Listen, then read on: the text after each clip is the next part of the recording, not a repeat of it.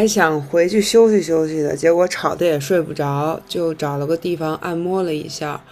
下午3点多坐火车就去外南梦了。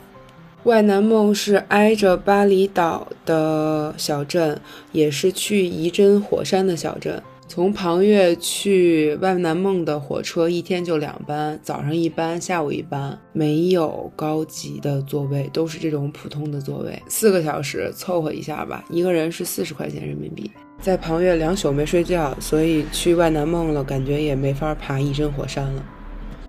于是就在订好的酒店躺了2天，顺便把视频剪出来了。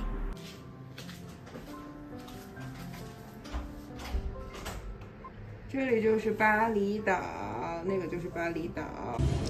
这就是我今天的早饭，这边是甜点，这边一个炒蛋，然后一个黑咖啡。这2天在酒店里没什么素材，就给大家看看之前在日惹吃的榴莲吧。这家的榴莲合人民币是22.5块一斤，都是可以试吃，然后不满意就换的。我们最后买了一个6斤左右的榴莲，可以说是皮儿薄馅儿大了，而且非常的香甜软糯，是成熟度非常好的金枕榴莲。这边吃榴莲感觉体验还真的是挺好的，就是价格没有想象中的便宜，可能因为他们日惹这块并不是榴莲的产区吧。